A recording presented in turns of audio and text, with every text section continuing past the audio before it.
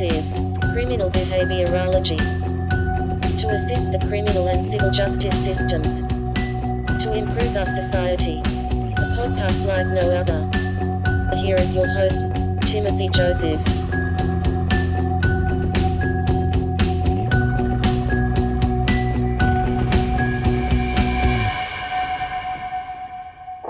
Hello, and I am your host for criminal behaviorology, Timothy Joseph. This is a great way to start out the new year, 2022. I have not had a podcast in a while. Been rather busy, sorry about that. But I think I have made up for it with this great guest, Dr. Brandon Greene, and his work on behavior analysis, metrics and applications for the preservation and reunification of families. This is Volume 1, Behavior Analysis in Child Welfare. This started out as a discussion about the many applications of behavior analysis in child custody and other areas involving children. And I came across this book with a little bit of help from some people interested in the area. And I was pleased to have Dr. Greene agree to an interview. He's worked for over 40 years in dealing with child maltreatment, family preservation, and a host of other areas of great interest to those working to improve our society. A cogent, entertaining, and data-driven book is the end result of he and his colleagues' work in some of the most challenging settings you can think of. Along with a good sense of humor, Dr. Greene provides a range of techniques and instruments to assist the most vulnerable in our communities using behavior analysis as the guide. A little bit of strong language, cover your ears if you need to, but it was a lot of fun. It was a lot of fun speaking to him. He tells it like it is, and also provides some really useful pieces of advice for behavior analysts in all areas that they're working. So I'm just going to go ahead and turn it over. Start with the interview with Dr. Greene. Write back, go to criminalbehaviorology@gmail.com. Tell us what you think. And I put in there if you have any interest in any other areas. The views of our guests do not necessarily represent the views of criminal behaviorology nor any of our sponsors, if we had any sponsors. But I did enjoy Dr. Greene's views, and I think you will too. Let's have a listen. You know what the problem is? What is it? You're a podophile. Oh, yeah. Too much. Instead of saying as a pedophile, but you are a podophile. Yeah. I don't even like the sound of that, but you know. I know, it's not good, is it? Nothing close to that is good, but it just occurred to me, you know. Yeah. On these podcasts, I'm not a big fan, so I think people must be into pedophilia or something. Yeah, it's gotten out of hand. I mean, it's like over 1 million. I thought I'd be a unique person, but you're never a unique person. There's always, you know. I'm sure you're unique, but yeah. The pedophilia is rampant. So. Yeah. So, okay, this is fantastic. Then I'm trying to record this audio. I think I was recording both WebEx and Zoom, but I think Zoom's recording, and I don't know. We'll see what it does. Yeah, we'll see. We'll give it our best shot. How are you? I'm good, thanks. And yourself? I'm doing okay. I'm sorry about all that. If it was a lot of trouble. Well, it's no worry. I'm always a little dubious about kind of new video audio apps because as I said, my computer just doesn't play very well with them, but that's okay. We're good. Okay. Well, were you going to ask me some quiz questions? Well, I could. I mean, why in the hell would you even want to be interested in the problem of child maltreatment? I just stumbled across this. I'm with the ABAI, Crime, Delinquency, and Forensic Behavior Analysis, SIG. And I think somewhere in the conversation of all this pedophilia stuff, I mentioned something about child custody being the most common use of forensic psychology. And okay, is anybody involved in child custody? And someone led me to your book, which I had never come across before. And so, I went ahead and got it. You gave me a discount. And but I really think it's a wealth of information. It's got so much. It's not everything am I into it about, but it's got a lot of really good stuff in it. So that's why I'm interested in it. And I was going to save this for later, but I think I'll ask it now. A whole lot of people ask about branching out beyond autism. In fact, I hear it almost every day. It looks like you've done this almost, either you've hit a gold mine or, you've got some special talent for it. I wouldn't say what you're doing is completely unrelated, because it has to do with, I know it's not child custody, it's preservation and reunification of families.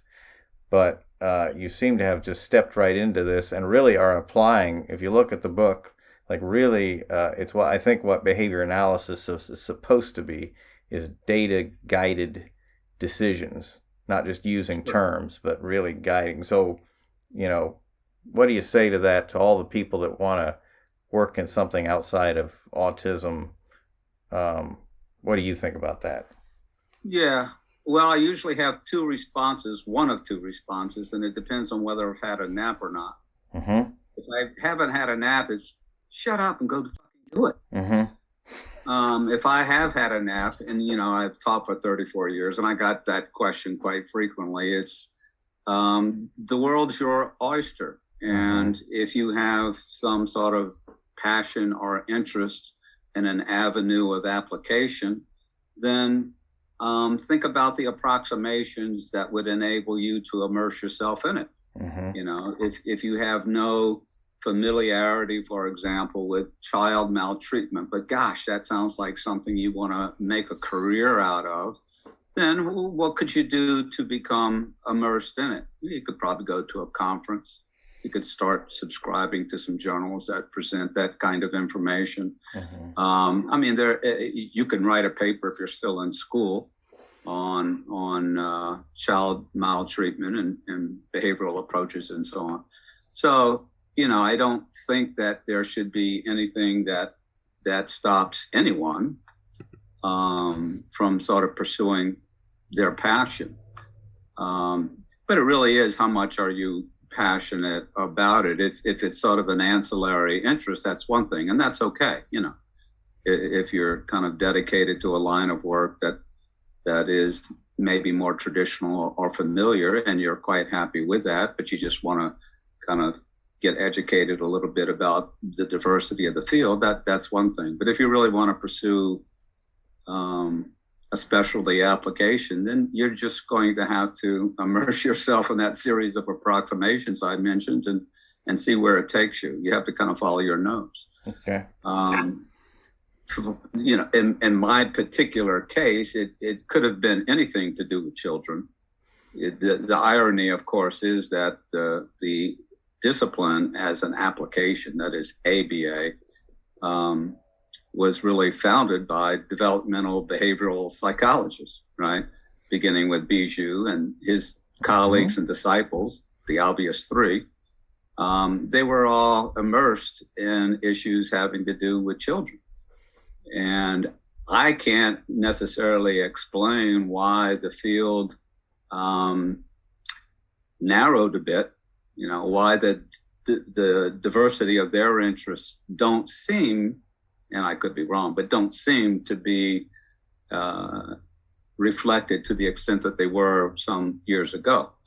But, it is what it is. But it's useful to remember, I think, from time to time that the pioneers of the field were all very much interested in children. And why not be, right? I mean, what's the the Mandela expression or something. It's easier to nurture a child than to fix an adult, something to that effect. Well, of course. I mean, if you want to have a social impact, why wouldn't you be starting with children? So that's a long and tortured non-answer to your question. Well, I think that's good. It's just I would add to that from the book is Behavior Analysis, Metrics, and Analysis for the Preservation and Reunification of Families. Is your applications is treating families, Right. not just children. Right. Could you speak to that a little bit? Sure. Where you're treating families for the benefit of children, and ultimately the benefit, you hope, of their families.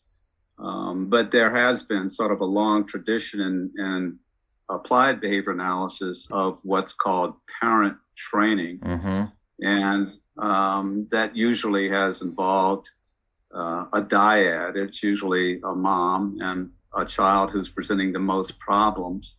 And parent training often is conducted, not exclusively, but surprisingly often, I think, in a clinic, apart from the very setting that you ultimately want to have an impact on.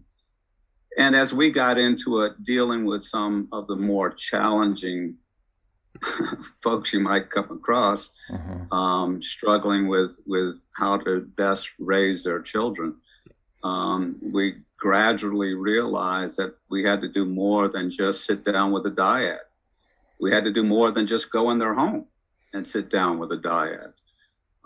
We had to enlist all the folks, many of whom wanted to avoid us. You know, it could have been what Illinois called the paramour, the boyfriend. It could have been the dad, the biological dad. It could have been grandma or uncle. And it certainly needed to involve the other kids, because you can tweak how frequently a parent provides differential reinforcement to a particular child, but I ain't going to do jack shit if you've got 5 other kids hanging off your apron. You better be dealing with the entire family. So that's sort of the origin of that. I ran into that when I did work in autism. Of you'd have some kind of program, but the grandparents on one side were into it, and the other side weren't into it. So that's not what you do. That's how you handle it, you know. And they were there a lot. And then what could you do? So I guess we need grandparents training now, but. Well, you need family training. You know, that's a very interesting point you raised, because I would visit the practicum sites of students, sites that I didn't have any administrative control over. And I'm thinking here particularly most recently in the last 4 or 5 years of teaching, that I'd see students in families' homes to work with the child with autism. And, you know, there'd often be some sort of tabletop activity and this, that, and the other. And the parent would be off to the side. It's kind of, you know, what I would try to get the student to ask themselves, what is happening the other 23 hours of the day when I'm not here? Yeah. And if you've left kind of the ecology of the child untouched, then, you know, you're only going to get so far. But such as it is. What kind of challenges did you run into in your work setting with data collection? You mean in terms of the resistance that families might have to it, or? I encountered a lot of that, and then are there other kind of practical barriers to doing good data collection in these settings? Well, there's certainly a lot of the technical or practical barriers of collecting data that would be useful and informative and meet the expectations that we have for good data, reliability, validity, and so on. And so a lot of those technical issues have to be ironed out, but that's a doable thing if you've got the skill to do it. In terms of the difficulty we might have with families who might be intimidated by it, the practical approach that we always had was to explain exactly what we were doing. You know, a lot of the data collection we did in the earlier days was with clipboards and pencils and paper and so on, and those in some instances got converted to apps back toward the latter part of my involvement with the project. But it doesn't matter. It's the families aware that you are observing and that you're recording things, and of course they're very much either interested or concerned with what it is you're doing. And so the most direct way of addressing any concern is to say, this is exactly what I'm looking at.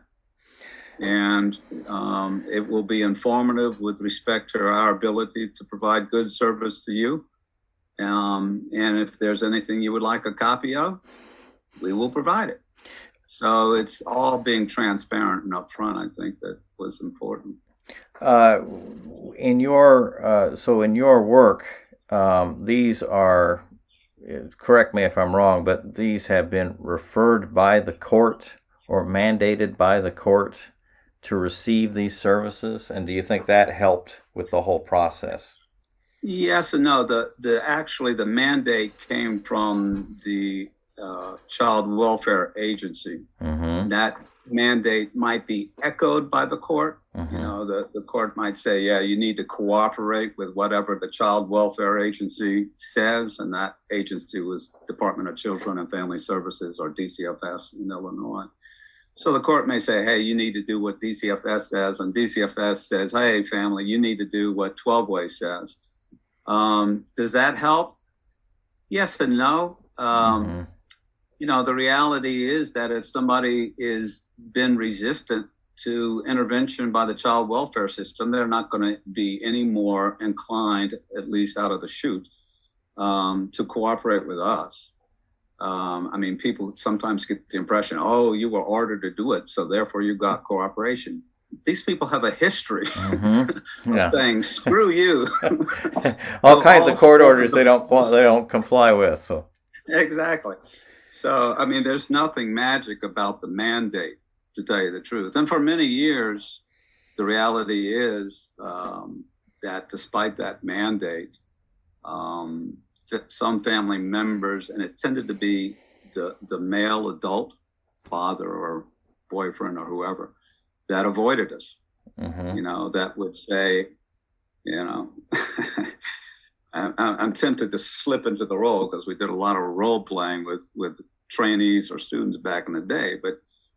But Dad would say, well, I don't have no problem with them kids. You know, I was raised, you know, to respect authority, and they twitch and tell us about their history of both being obedient as a child and getting compliance from the kids, and it's all her fault. But mm-hmm. of course, that was rarely the case. Mm-hmm.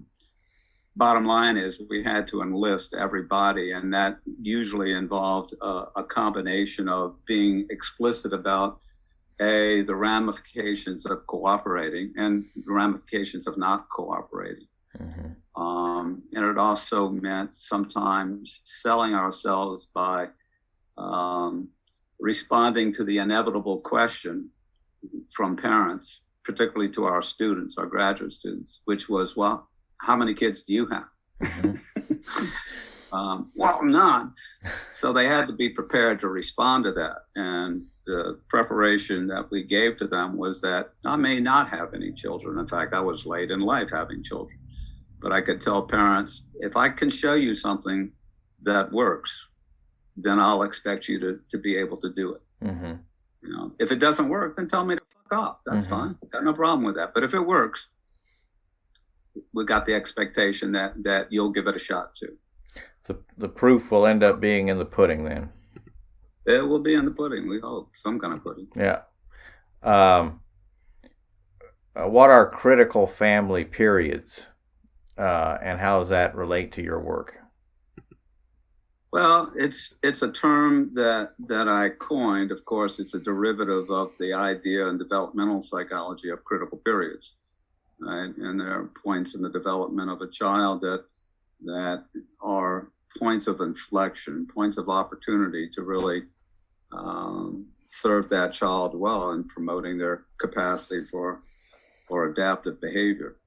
And in a sense that idea extends to the family as a unit, that there are periods throughout the day where there are particular opportunities to make the most of being a family. And those also happen to be the periods that are most vulnerable to collapse, to neglect, and for things to go awry and result in mistreatment.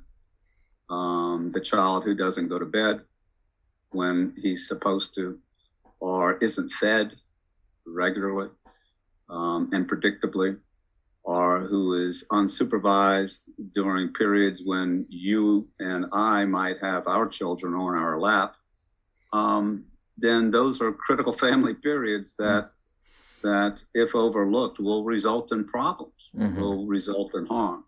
So it's a two-edged sword. It can go either way. It can be a great time, it can be a great opportunity, it can be an enriching one, or it can be a disaster.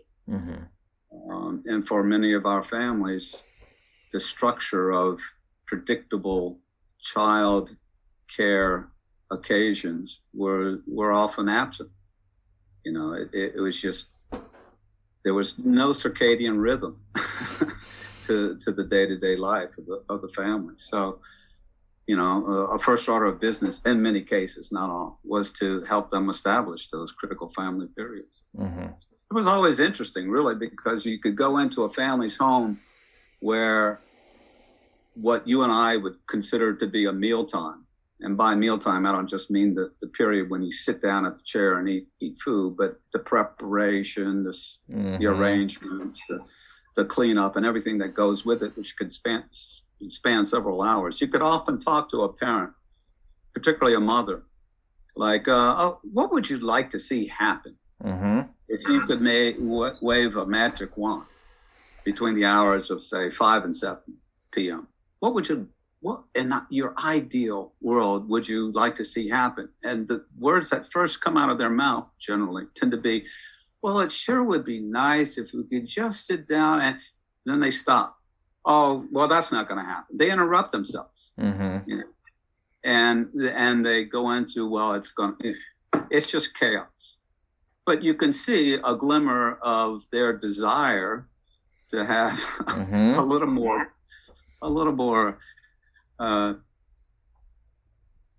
positive opportunities and interaction with their children that they just have given up on, if they ever had it in the first place.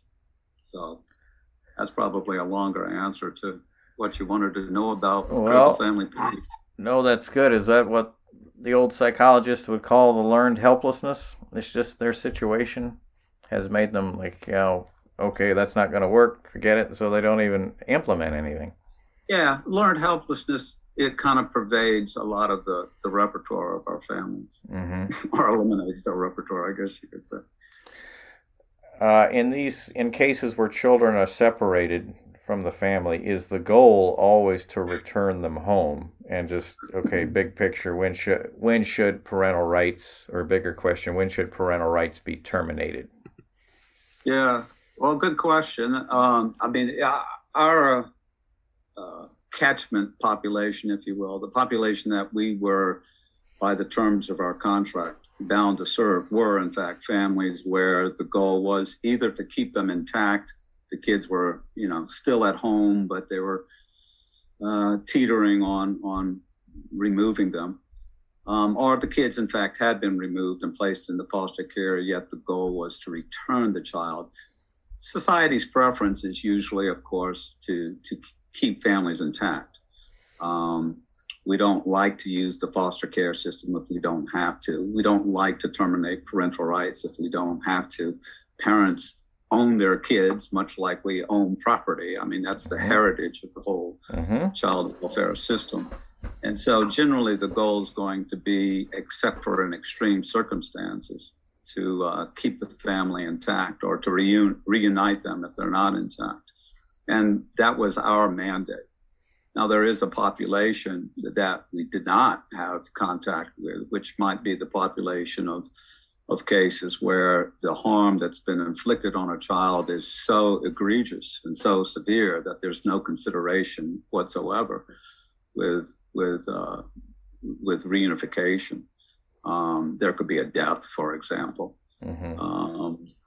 or there could be some so egregious act that the state's going to move right away towards termination. But those are rare cases, really.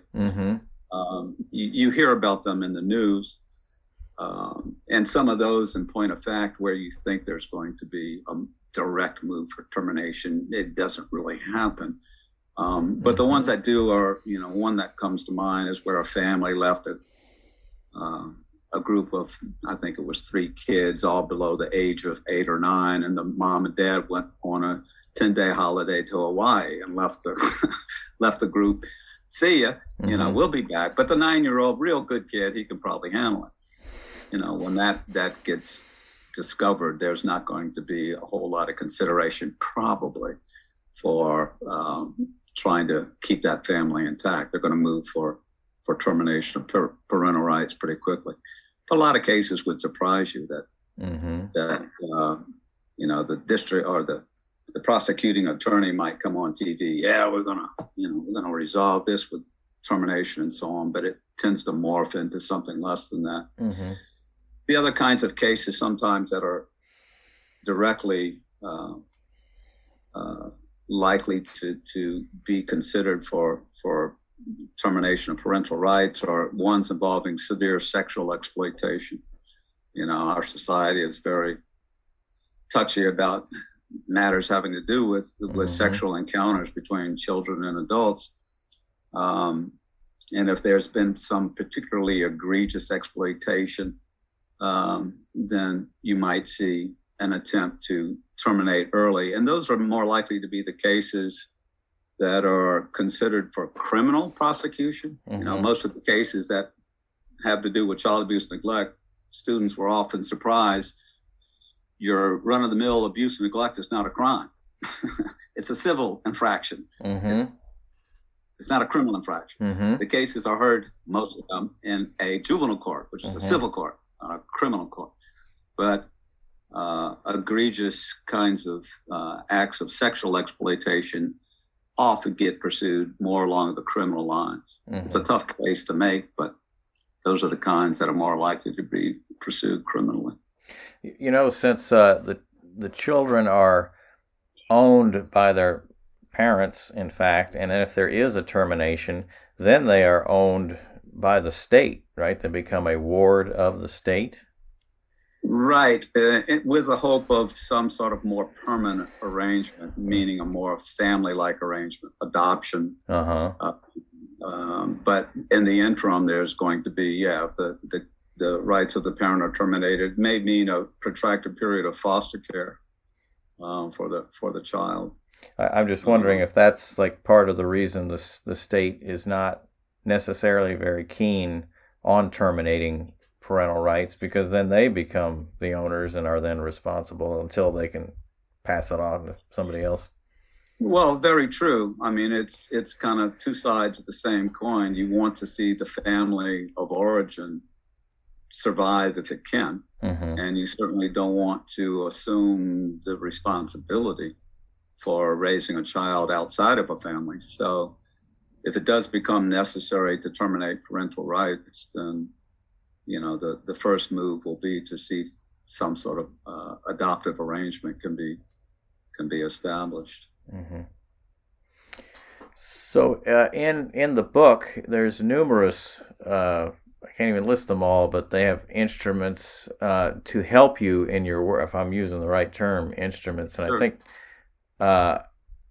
my favorite, now because my memory is not that good, I got to go to it, but my favorite is the clean checklist of living environments to assess neglect. So do you have, I don't know, examples or stuff you can just make up about the use of something like that and how it could be helpful in your work?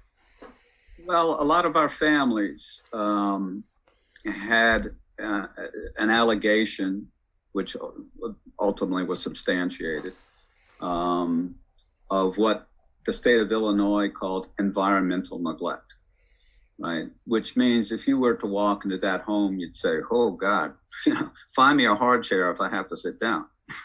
We used to talk about hard chair Give me a heart here, I've seen those kind of places, and then and sometimes staff, they were giving them some kind of a plastic thing so you could sit down. You would apply it to wherever, no couches were good. Apply that plastic thing and you sit on that. That's right. We would occasionally provide our staff, they'd pack in the back of the car, trunk of the car, a fold-out stool of some sort to sit on, because it wasn't a pleasant place to be. And this was one of our early instruments to develop, because we were seeing so many environmental neglect cases, and the conditions that we were trying to tap through the development of this instrument were the utter filth, and by filth I mean what we ended up calling decaying organic matter, which could be, last month's eggs on the floor,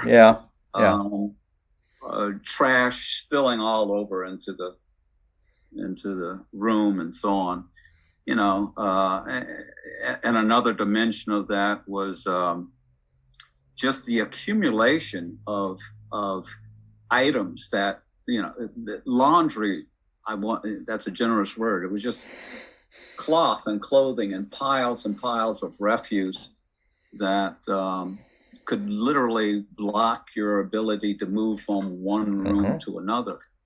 So that was another dimension of this protocol, the clean. And then there were items that it's not that they were inherently harmful, but added to the clutter, and we called them items that appeared to be out of place. And so these might be things that you wouldn't typically encounter in a particular location and just added to the clutter. But that's a bit of a judgment. So we would have to ask families, well, I notice you have a carburetor on the kitchen table. Is this normally where you keep it? And if the answer is yeah, okay, fine. Otherwise, it contributes to the weight of this index, the clean index, as an item that's out of place. So across those three dimensions of the instrument, we were usually able to capture, the extreme conditions that led the family to have this charge of environmental neglect. One of the things that sometimes when I would talk about this to various groups, they would always point out, oh, well, I've got some dishes on the side of the sink, or I've got this, that, and the other. And so we ended up looking at some normative data, if you will. We looked at families who don't have a history of environmental neglect and families who are dirt poor but don't have a history of environmental neglect. And we could find differences along this metric in the abundance of filth and items out of place and so on. So it's not just the casual, neglect of doing the dishes for a couple of days. It's more extreme than that. And we were able to demonstrate that our instrument was sensitive to those differences. Yeah, that's what I found interesting about it, is some flexibility was inherent in the instrument, but from the clean, you could still use it to address certain behaviors or certain environmental features that you could work on with the family. Right. That's right. And, it usually was an incremental process to get them to work on it. I mean, it's not like you would say, hey, next time I come, I'd like to see all this cleaned up. Good luck with that. But you could identify an area and set a goal with the family. Let's just look at the countertop to the right of the sink. And, can we address that by next week? And so you could take it incrementally. And I think one of the keys, too, was that in order to get folks to make incremental changes, you always, I think in any area of application with behavior analysis, you always want to be careful about the nature of the reinforcers you're using. If you're using reinforcers that require you to be there to deliver them, then what happens when you're not there anymore? So, I mean, we could give parents tokens or whatever the hell we wanted to give them to try to pay off their efforts to clean the place. But it'd be much better if we could get their cleaning efforts under the control of reinforcers that are likely to remain with them. I would always try to get our staff, for example, to explore the extent to which the parents really would like to have the pleasure of the company of others. You know, is there anybody in their neighborhood, in the trailer park, or whatever the hell it is that they are friends with and would like to have more contact with them? And if so, I wonder if we could get mom, dad to think about, hey, if they clean this area, they could invite the Smiths over for tea or coffee or, you know, cocaine or whatever that was going to be.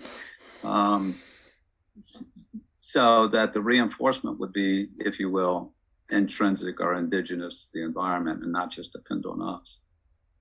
And that sounds so simple. That sounds so basic. Yeah. It's so simple. Yes, exactly. Yeah. Doesn't it sound? Yeah. Yeah. The textbooks say you're supposed to do that, right? Yeah. Oh, yeah. Well, it sounds like a lot of doable stuff in an environment, which is kind of, I think most of the behavior analysts, when they're idealistic, is they're looking for that kind of thing. Like, I could just come in and do this. And see if it can help. And if that doesn't work, then we'll try something else. You know. Right. You had spoke in the book about the use of task analyses and also checklists, things like that. Do you have examples of how that's been useful in your work? Sure. On the task analysis side, a lot of that really would probably target young parents, new parents, the young mother and our father that has a new baby and frankly is clueless with respect to preparing a bottle to feed, clueless with respect to changing diapers, and so on. And so you could outline the steps that one needed to follow to have a successful diapering episode and so on. And those task analyses provided both the basis for measurement and for training. I mean, sometimes they were one and the same. Sometimes if you had a capable parent, you could say, here's the items on my task analysis that I'm checking off. And if you just follow those, you'll do a good job of diapering them. More often, though, they needed some simpler version of that, and it could be in pictures or what have you. It didn't necessarily have to be this 12-step task analysis that was written on a data sheet. So that was often a use of the task analysis. And other checklists were sort of akin to task analysis. It would be a matter of saying, okay, you said you would like to see the family all be able to sit down and have a meal. It hasn't happened in their lifetime, but we're going to try to make that happen. Let's see, what do we have to do? What are the key features of a mealtime together? Who does what, when, where, how? And all the family members are sort of involved in the creation of these steps. And in many instances, I would recall that the steps often required that fathers be enlisted, which was not necessarily a custom in the home. You know, if whether dad worked or not, whether there was employment or not, many dads would often say, well, that's not my job, you know. But if you've got, gee, I have one child, and it took both of us to be able to organize a mealtime routine, and everybody kind of had a role. And so it might be, okay, somebody's going to take two of the kids and guide them through setting the table, and the other person's going to be with the other child stirring food on the stove, and you know, and then somebody's going to bring the food off the table or off the stove and put it on the table, and then another group is going to at the meals in, pick up the dishes and take them to the sink and so on. And literally spelling those things out was kind of the skeleton, if you will, of establishing the critical family period. Same thing with bath times. Well, who's going to do what? You know, you've got a bunch of kids and you got to bathe them. Well, how the hell is that going to work? You know, who's going to do what at these times? Who's going to supervise the kids that aren't being bathed and so on? So it was really working out the steps. They weren't always in that successive fashion that you would expect of a TA, but they just characterized whatever that critical family period should look like. And that had to be worked out with the family itself. I mean, you can't go in and say, okay, this is what you need to do. Yeah. You can go in and know that certain things need to be done, but it would be a mistake to say, this is what you need to do. I've thought about it. So, you know, here's my prescription.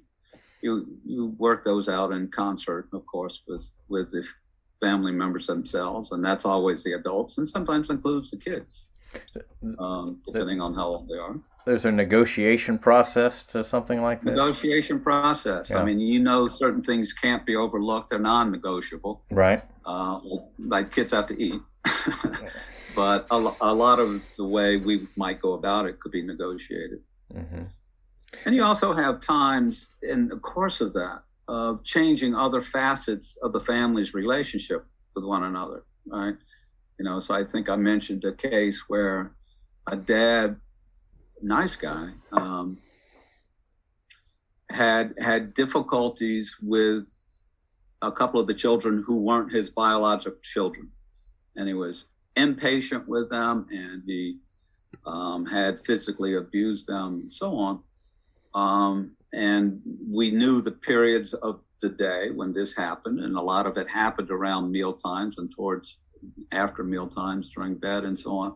And if you looked at him closely, he was much more in comfortable physical contact with his own biological child than he was with these children that technically were his wife's, and he was the stepfather to. And it was kind of like, well, you know, it would be nice if he had some sort of gentle physical interaction with them. Now, we could have put on the task analysis, or the steps, if you will, of the checklist. Dad should have considerate, sensitive physical interaction with kids. But a little more of sort of a Todd Risley idea would be, how do we create the occasion to make it likely that that physical interaction will occur? And so one of the things that he agreed to do, without even realizing that this would involve physical interaction, was to supervise all the kids at mealtime around the washing of their hands, you know, and inspecting, making sure that their hands were clean. And so his stepchildren would wash their hands, and he'd help them, and he's making gentle contact in the course of doing that. And then they would hold out his hands. Dad, did I do it? You know, did I get clean? Yeah, let me see this side. Oh, let me see that side. Well, what do you know? That's what we want to see, right? That's far infinitely better than saying, okay, there shall be gentle physical contact. Make sure you friggin' do it, Dad. It's just, hey, make sure that the kids wash their hands thoroughly, you know, assist them in picking up this, that, and the other after the meal, and physical contact will occur. And well, it kind of goes along. If you want behaviors to be reinforced, you got to set up a situation where there is reinforcement. So we want to reinforce Dad for doing well with the kids, physical contact. We want to reinforce the kids washing their hands. A scenario like that sets up both. Right. You want to get them, if you will, we used to call it a reinforcement trap, right? Back in the day. Everybody kind of reinforces everyone else's behavior, and it's unwitting by and large. Nobody's particularly cognizant that it's happening, which is great. I mean, that's what we call a lifestyle. Yeah.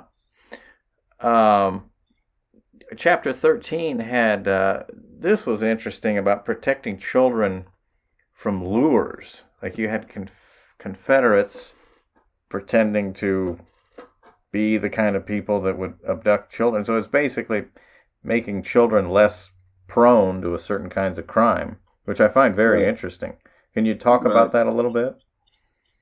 Well, actually, the protocol for that. I mean, we wanted kids to be able to resist lures, and lures can come in different flavors. It might be, oh, your mom is told me to come get you, and hurry, you got to go with me because she needs your help. Or it could be, hey, I can't find my dog. He was over here a minute ago. Can you help me look? Or there are lots of variations of lures, and most of that work was originally done by Cheryl Pache at Western Michigan some years ago.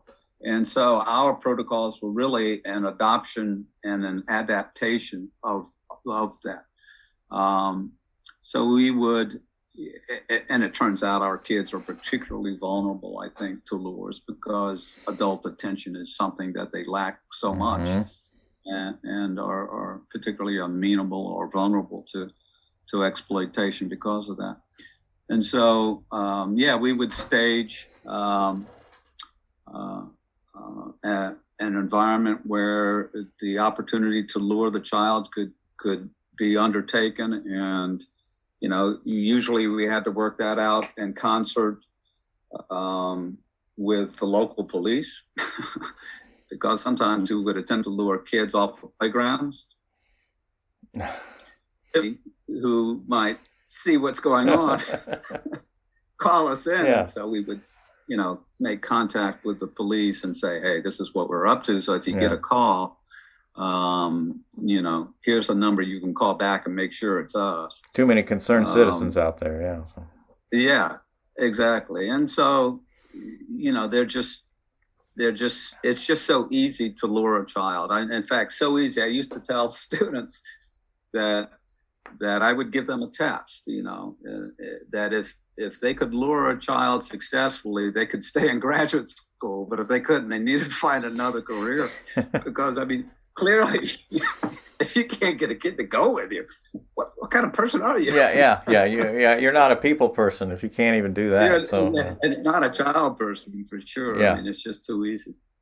But that was the protocol. And there are a lot of ways to train kids then, but you're always then probing to ascertain whether your training has been successful or not. On the podcast, we've covered domestic violence and a couple different guests. You had the CARE protocol for domestic prevention of amelioration of domestic violence cases. What can you tell us about that?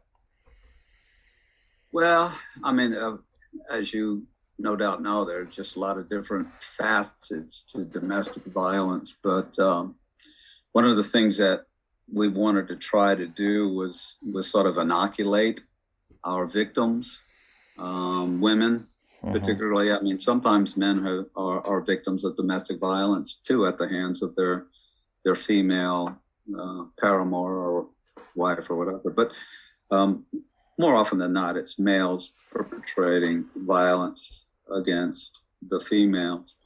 And one of the things that we came to appreciate was that, number one, that there tends to be sort of a there's an issue of stimulus control. That not every man has the same appeal to every woman. As I discovered in my own life. But there seems to be a type, for every different female that just, hits the button. And God knows what it is that some of these guys have that is so charming. But there's a vulnerability, if you will, that is just not the full range of things. I could... sometimes this went hand in hand with what we called assertiveness training. And we would sometimes attempt to determine the extent to which particularly females could stand their ground when it came to a moment of exploitation. And so one of the arrangements we had to test that was we would sometimes feign a breakdown of an automobile in front of their house or their apartment or wherever they were living. The guy who they did not know would knock on the door and say, gee, I need to come in and use your phone, and essentially not take no for an answer. Unless it was really a damn good no. And so we would train these women how to resist the insistence of these males. And what we found in the course of doing that is that some guys were good at it and some guys weren't. Some guys could push the button, some guys wouldn't. I had an Oriental student, for example. She says, well, and she was female.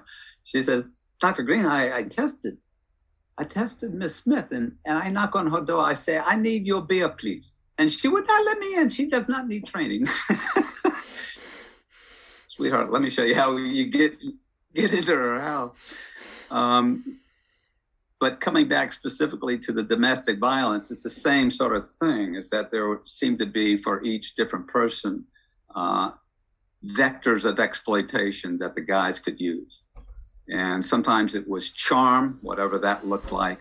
And sometimes it was bullying. And so we would role play extensively the extent to which the women could stand their ground and not be swept away by these males. And these fell into different categories. You know, they could be vulnerable to emotional exploitation, to financial exploitation, and so on and so on. And so we would categorize these and develop a scale based on those categories.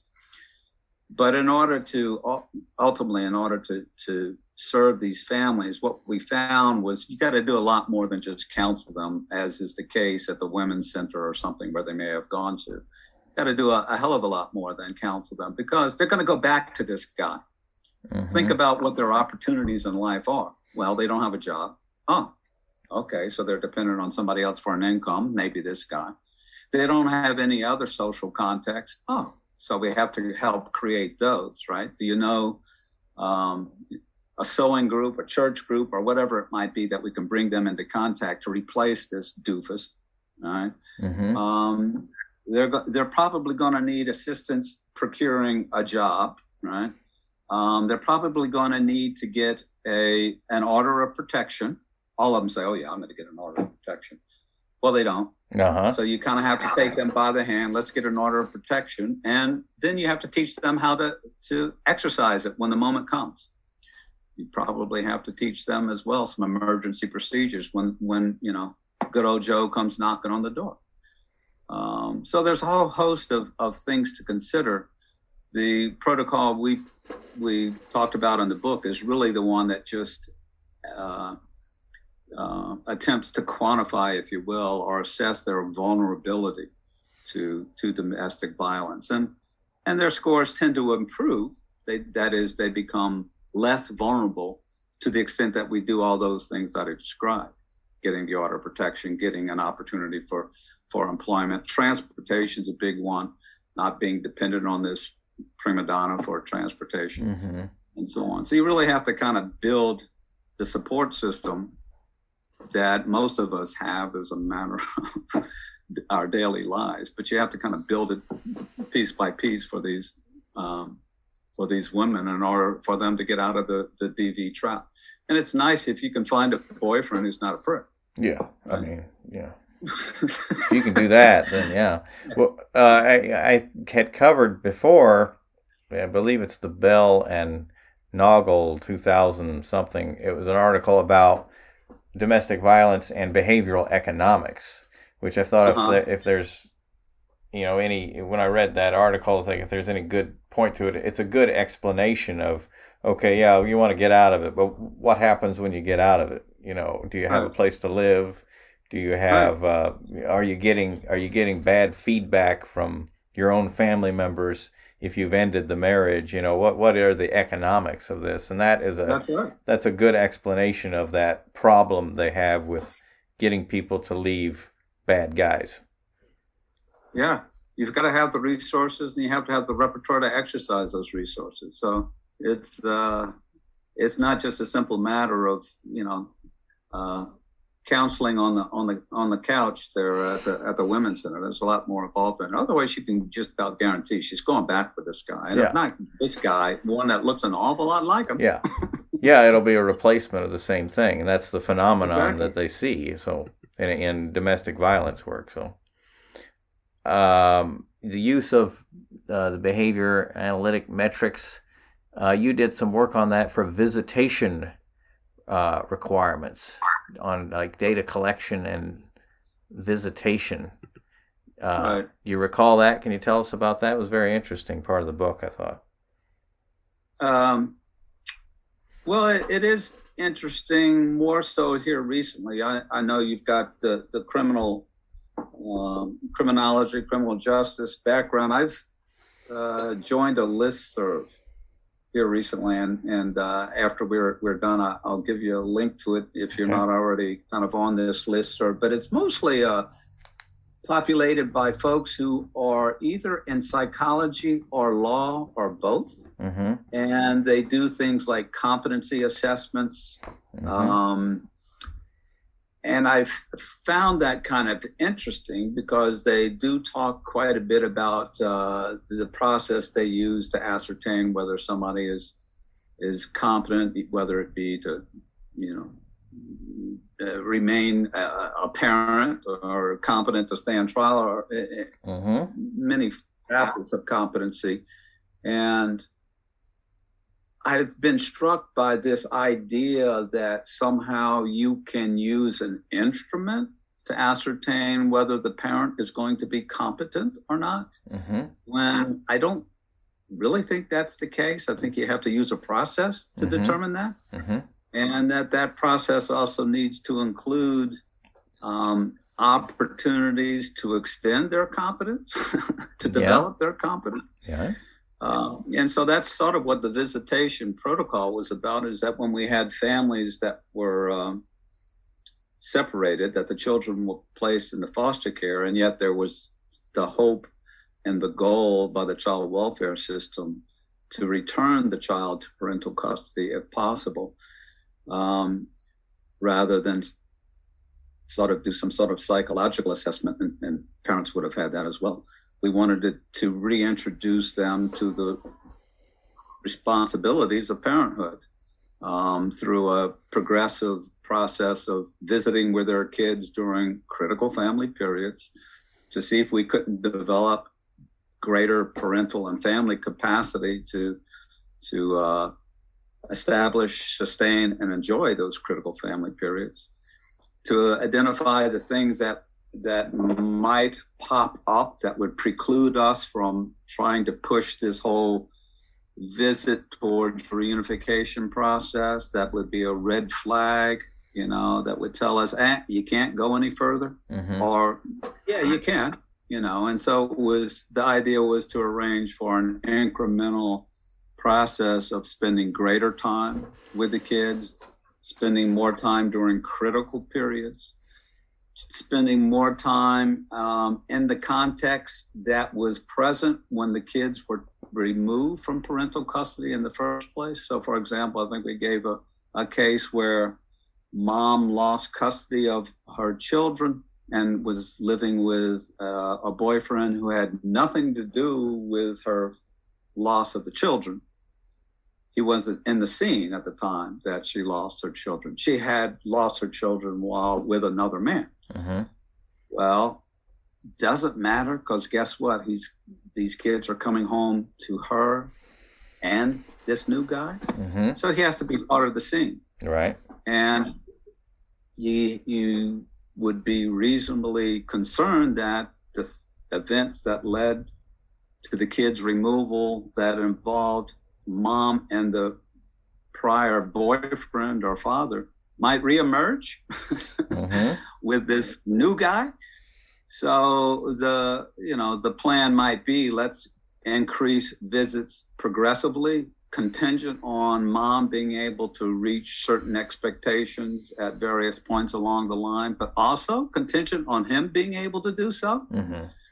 And in the case, I think I reported in the book, that dad was not cooperative, or excuse me, he wasn't the dad. That man was not cooperative. He ain't my kids. And, this is my house and what I say goes. And we did everything we could to charm and persuade the guy to show up and be present for visits so we could assess the entire family.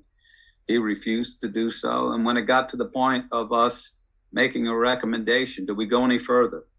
Mom has had a series of supervised visits, and she may have even had some time unsupervised. But to go any further would mean leaving the kids, perhaps even overnight when he would be there. I don't want any part of it. I'm not going to recommend that happen. I don't want any part of it. We've hit a block. This is a red flag.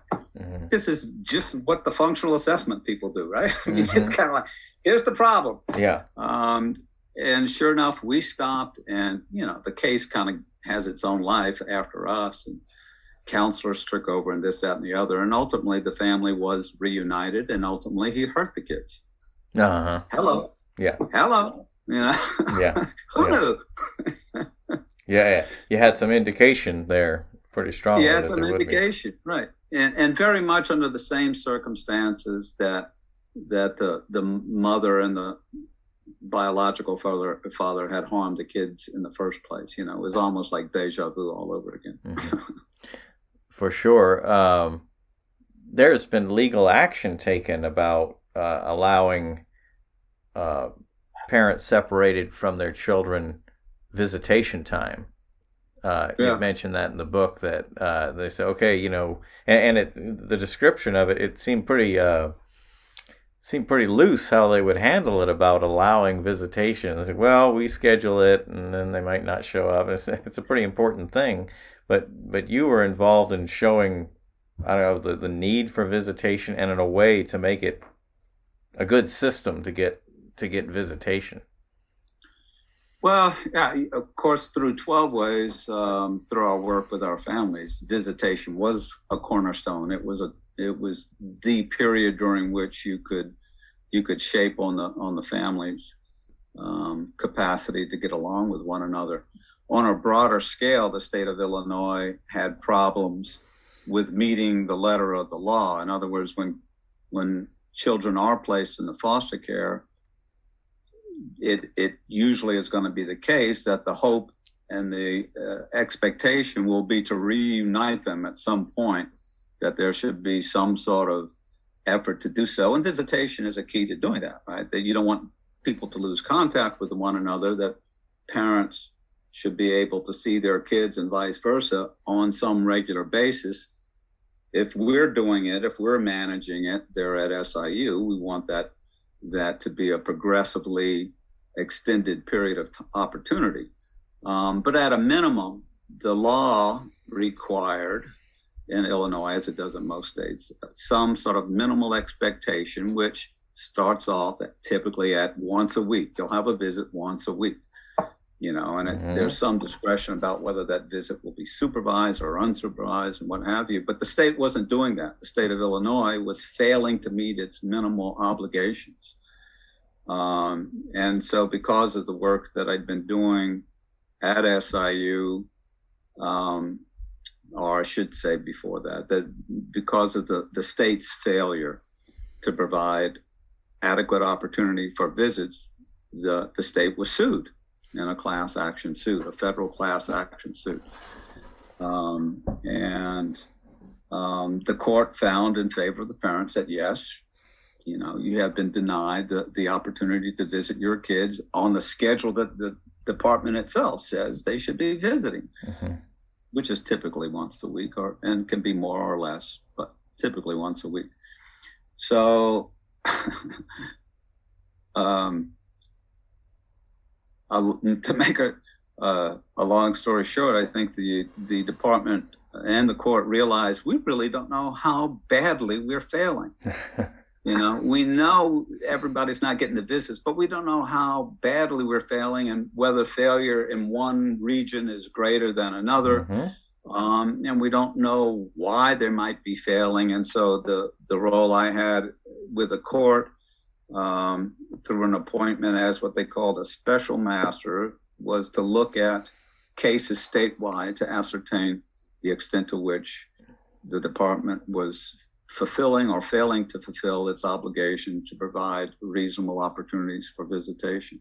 And so that, I did that, surveyed active cases throughout the state, and correlated that. I mean, there's a graph that I think speaks to most of the reason why visitation is lacking in so many instances, that there's terrible supervision. Caseworkers are freelancing a great deal, and if they are meeting with supervisors to get input, it's sort of an amorphous, informal kind of supervision. If I'm the supervisor, I would think if you're the supervisor and you're sitting down with a caseworker and you know that there's supposed to have been a visit, you're going to say, hey, did you have a visit? Was there a visit? And the caseworker going to say, oh, yeah, well, well, why not? Well, because, I haven't heard from mom. Really? What effort have you made to contact mom? Well, a couple of weeks ago, if supervision is as willy-nilly as it was, then you could expect there's going to be some erosion in the extent to which the expectation for regular supervision is going to be fulfilled. And that's exactly what we found. I don't know what has happened in that case since, but I would not be surprised if it hasn't changed a whole lot. When they ask a question like to collect data on how bad we're failing and the answer is we don't know, that right there is kind of a bad sign, isn't it? So that's a bad sign. Yeah. We can't tell you in numbers. Yeah.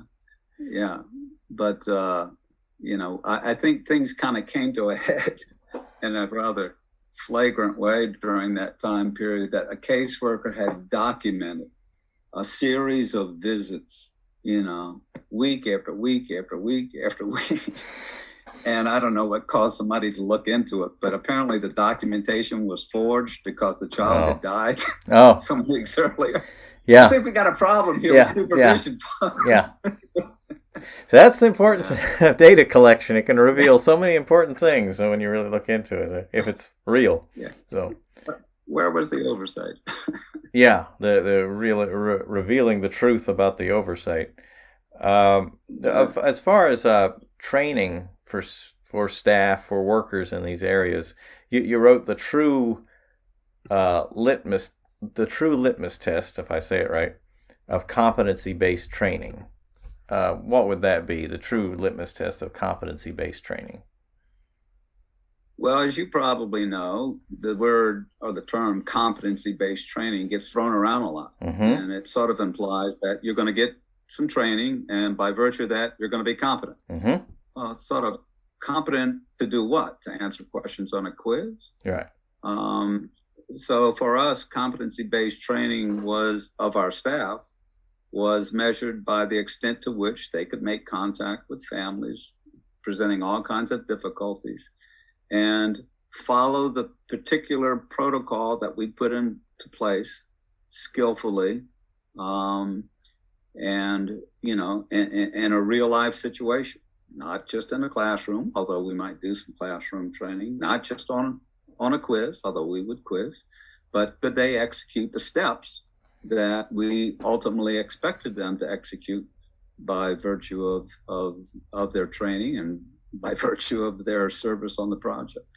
So, it's not a complicated idea, but it does tend to be one that, particularly the non-behavioral world, doesn't seem to be as sensitive to as they might. Yeah, we got to actually be able to see them doing it. Perform. Yeah, to see the actual performance, to say that they're competent. Right. That's right. You should be able to come away with a score of performance under the actual conditions under which that performance is expected. And that's the key. And it's simple. A colleague buddy of mine, Denny Reed, does a lot of training of folks with who are serving individuals with developmental disabilities. And it's the same thing. You can get people to answer quiz questions about what training should look like pretty well. You can get them to role play often pretty well. That's another step. But do they execute it with fidelity Mm-hmm. when push comes to shove, when they're actually on the job. So the idea is the same. Yeah. Quickly here, what is micro lending? And it's an economist, Muhammad Yunus. Yunus, yeah. Micro lending and micro labor. Yeah. Well, it's an undeveloped, micro lending is a developed concept. Micro labor isn't. Mm-hmm. I just kind of stole it. Mm-hmm. But Muhammad Yunus, I'm forgetting the title of his book right now, won a Nobel Prize in economics some years back. Mm-hmm. And what he did, he in places like Bangladesh and so on, where you have this immense poverty and people just unable to produce an income to thrive and so on. He found that the bankers in these cities and countries were unwilling to lend any money to anybody that mm-hmm. didn't have a good credit history and didn't want to borrow large sums of money. So Yunus came up with this idea, well, we could just lend them a little teeny bit, mm-hmm. And the teeny bit would be tied to their desire to go purchase some material to make, they're going to make bamboo chairs. They need to get the material to make the chairs. Mm-hmm. And when they do, they'll make the chairs and sell it, and then they can pay back the loan. So this transaction was small, and it would take place in a very limited time frame, and they pay back, and then they could borrow a little more and make a larger production, and they come back and make a little more.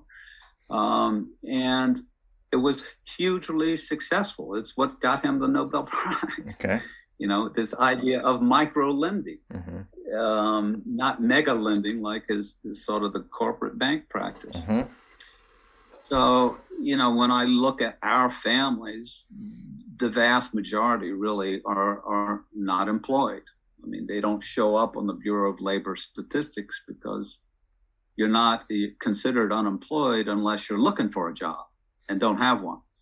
But if you don't have one and you're not looking, you're not unemployed. You don't show up. I don't know if everybody knows that, but they should.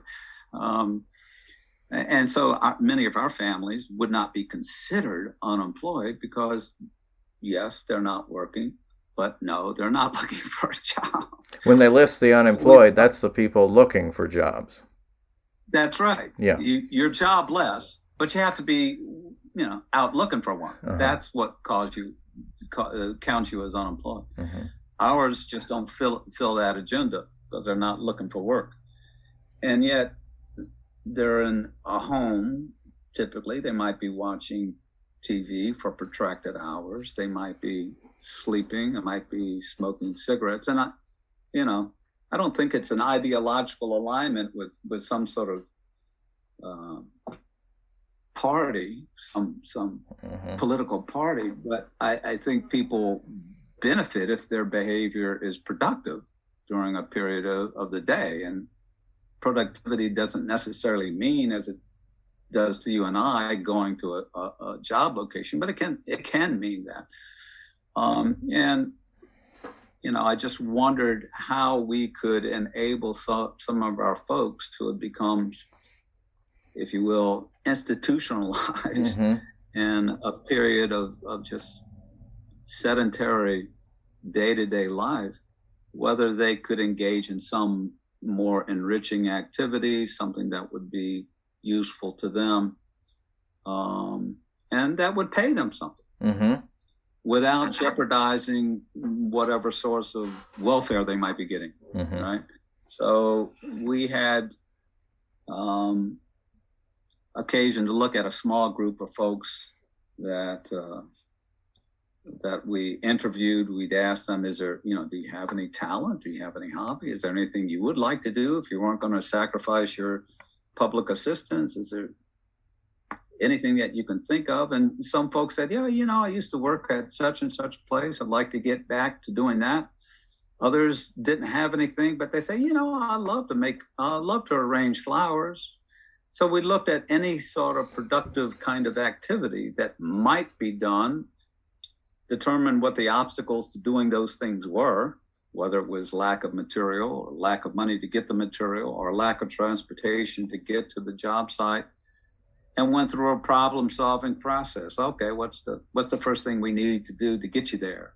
I got to get my car fixed. Oh, okay. Can you get your car fixed at the shop next week? No, I don't have the money. Oh, okay. We got to do.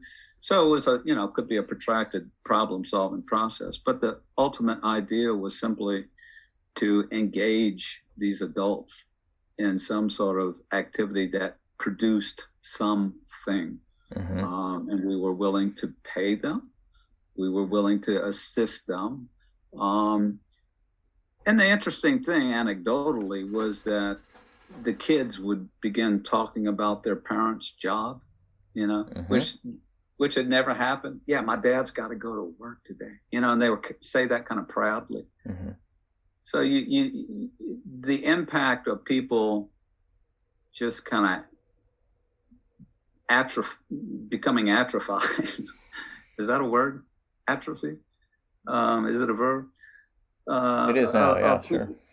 Yeah, I mean, just that lifestyle. I mean, what it does to children who are sort of witness to that is kind of hard. I don't have the metric for that, but it's an intergenerational epidemic. I mean, it's horrible to see. I'm even fascinated. There's been some recent, as you probably no doubt appreciate, some effort by the Biden administration to provide various forms of assistance and so on. And I think the phrase I've heard recently is that by virtue of this bill, 40 million children will be lifted out of poverty, because some subsistence has been increased.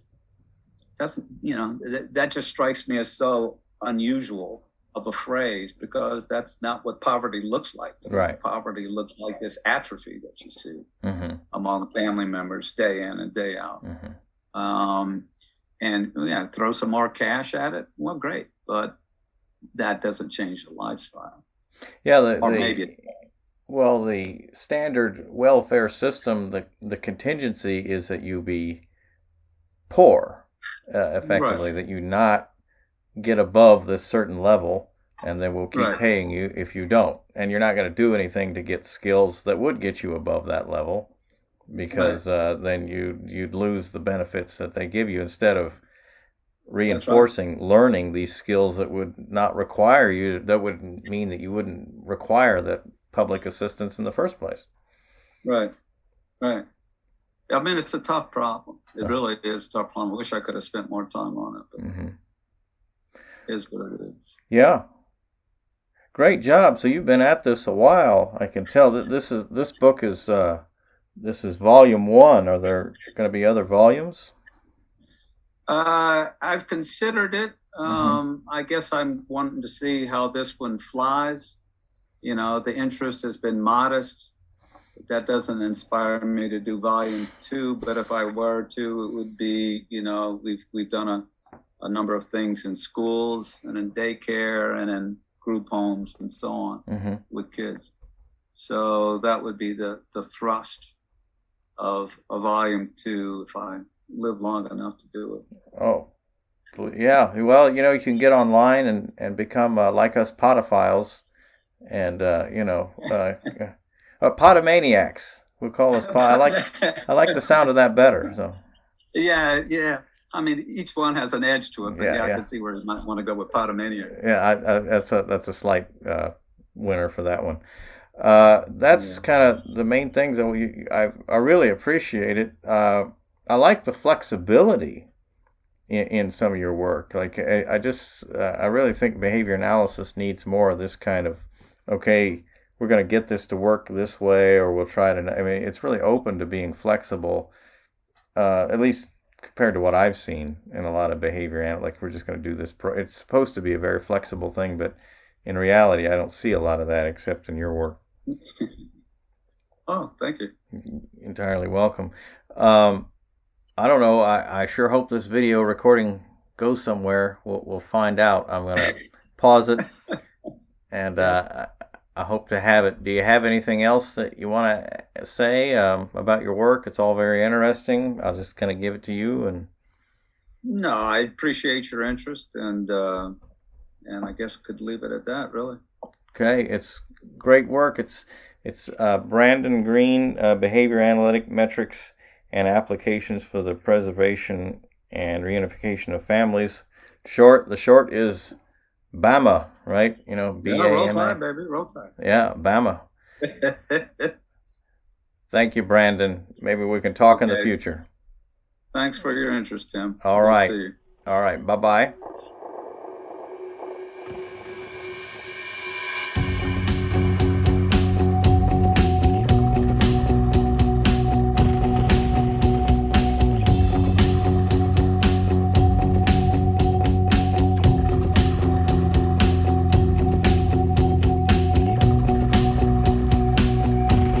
This has been Criminal Behaviorology. Check us out on podomatic.com or anchor.fm.